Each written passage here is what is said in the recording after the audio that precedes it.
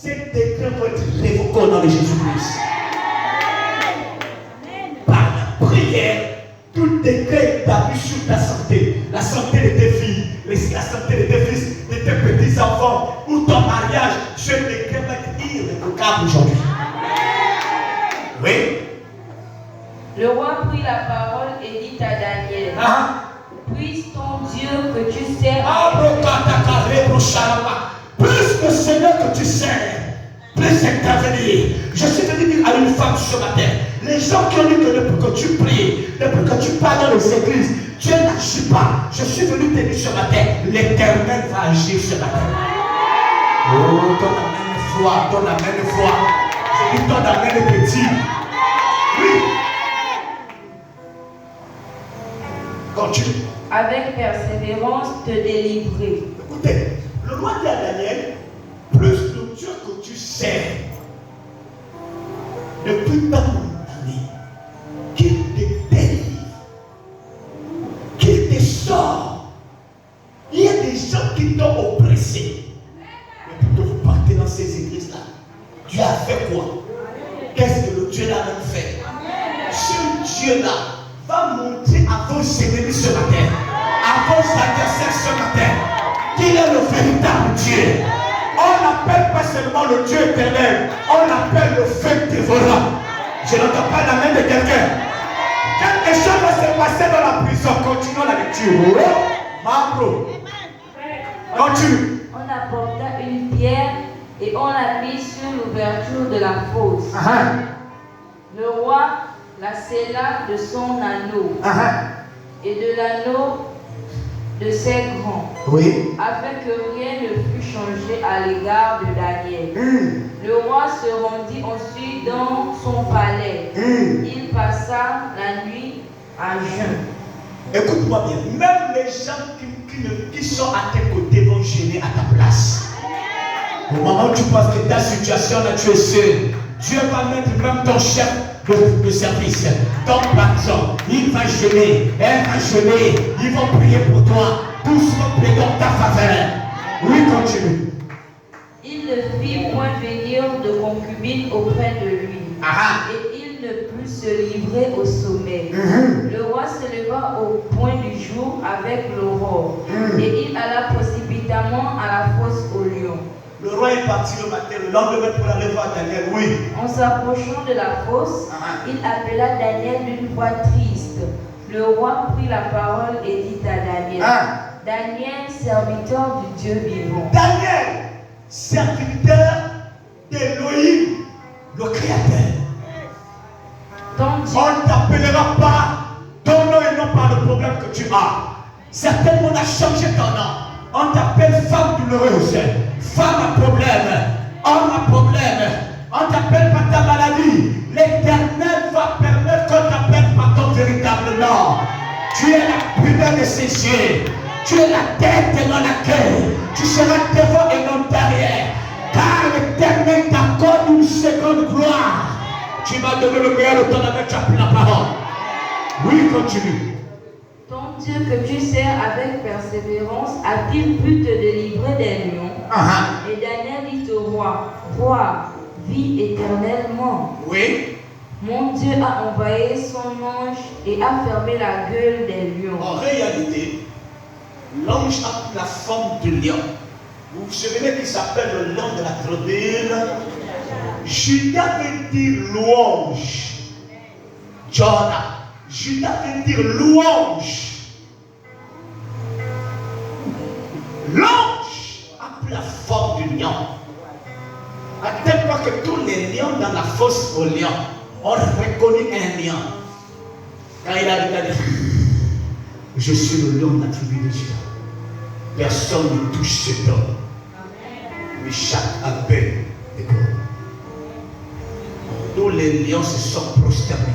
Ils ont reconnu la royauté de la vie de Daniel. Écoute-moi bien. Lorsque tu pries l'Éternel, sur toi frère un diadème. Et ce diadème-là, personne ne peut l'enlever. Amen. Tu te négliges aujourd'hui. Tu ne connais pas la dimension que tu as quand tu pries l'Éternel. Tu veux reconnaître ça. C'est quand tu passes par les temps difficiles. Là où l'Éternel apparaît. Le lion et le roi. Qui a dit que personne dans votre maison va réussir? Qui a dit ça? Ils te feront la guerre. Le matin, à midi, à 15h, à 18h, à 22h. Ils ne pourront jamais te vaincre. Car l'Éternel est avec toi. Il est écrit, si l'Éternel est avec moi, il sera contre moi. Dans Lamentation 3, verset 37, il est écrit qu'il dira qu'une chose arrive sur moi, l'Éternel, je l'ai point ordonné. Dieu ne peut pas permettre que la mort t'arrive. Dieu ne peut pas permettre que la maladie te détruise. Quand la maladie est sur le point de te détruire, l'Éternel dit, je n'ai pas permis que la maladie puisse atteindre le tuer. Vous vous souvenez que Jésus a dit, mon heure n'est pas encore arrivée. Ton heure n'est pas encore arrivée de partir. Tu partiras heureux, heureuse. Rastasie de tes jours sur terre. Le Seigneur te veut pour lui. Il ne veut pas te partager avec Satan. C'est la raison pour laquelle il ne veut pas que Satan puisse te tuer. Il ne veut pas que Satan puisse détruire les enfants que Dieu t'a donnés. Ce n'est pas un homme qui t'a donné les enfants. C'est Dieu dans l'éternité qui avait déjà tout planifié. Que tu sois mère, grand-mère, arrière-grand-mère. C'est l'Éternel qui t'a donné ces enfants-là. Mais ça doit te réaliser que c'est Dieu qui te l'a donné.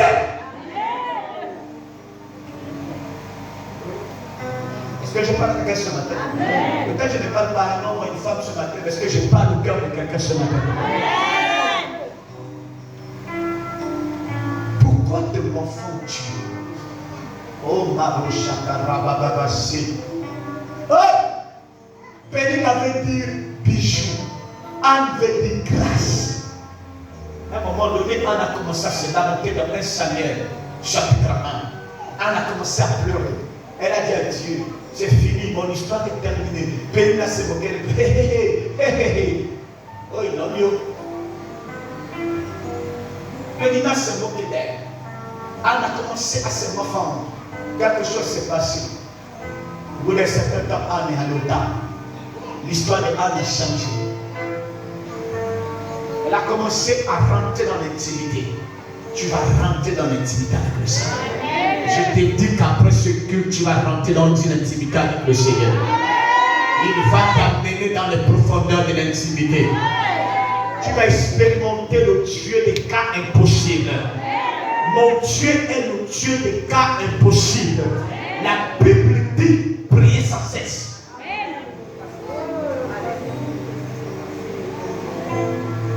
Anne a su toucher le cœur du Seigneur.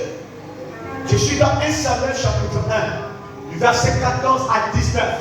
La Bible dit lorsque Anne a déposé son adoration, son offrande, l'histoire de Anne a changé. Élie, qui était l'homme de Dieu de l'époque, le prophète, l'archevêque, l'apôtre, le pasteur, a traité cette femme de ivre. Elle a dit non, mon Seigneur, ta servante n'est pas ivre. Je ressens la douleur de l'enfantement. Après, Élie a dit à Anne, que l'Éternel te donne selon ton cœur.